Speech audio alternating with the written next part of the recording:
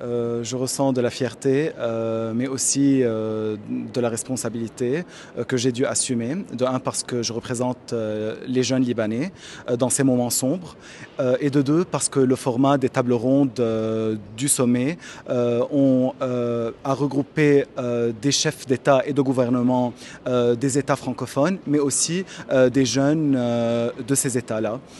Donc on n'était pas en face des chefs d'État, mais avec les chefs d'État pour discuter de la thématique créer, innover et entreprendre en français.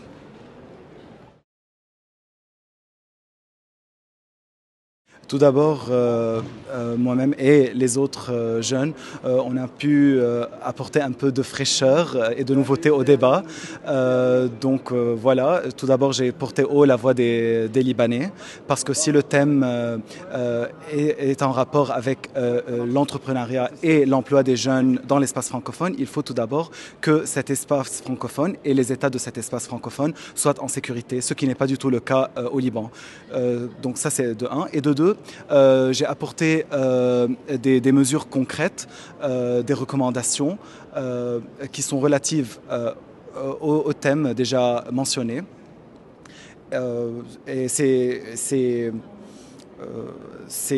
recommandations et ces directives étaient intimement liées aux déclinaisons opérationnelles proposées par l'OIF, notamment en matière d'intelligence artificielle, ces nouveaux défis auxquels les jeunes sont en train de faire face. On a aussi parlé de l'entrepreneuriat des jeunes, de l'encouragement des jeunes pour relancer leurs projets dans l'espace francophone. On a aussi parlé de l'autonomisation des femmes, etc.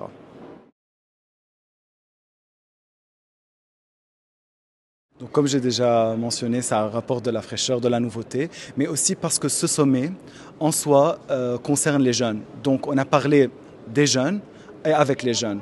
Donc, c'était très normal qu'il y ait des jeunes. Et il faut toujours cette participation entre non seulement différentes générations, mais ça aussi rapproche des visions qui sont parfois divergentes. Et ça permet aussi de parler avec des chefs d'État sans barrière, sans obstacle. Il y avait cette proximité aux tables rondes. Comme je suis avocat et enseignant universitaire, je conseille les jeunes à se lancer dans leurs projets, que ce soit au Liban ou dans l'espace francophone, mais sans oublier aussi les défis juridiques, sans oublier la conformité aux normes, qu'ils s'aventurent dans d'autres juridictions, pas de souci, mais qu'ils connaissent a priori les lois et la réglementation en vigueur, que vraiment le droit soit qui régit leur vie quotidienne et toutes leurs relations humaines, régissent aussi leurs ambitions. Ce qui se passe actuellement au Liban m'attriste énormément.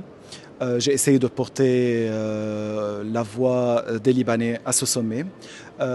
Une très grande solidarité a été montrée parmi les jeunes, parmi les chefs d'État et de gouvernement, mais aussi de la part de l'Organisation internationale de la francophonie.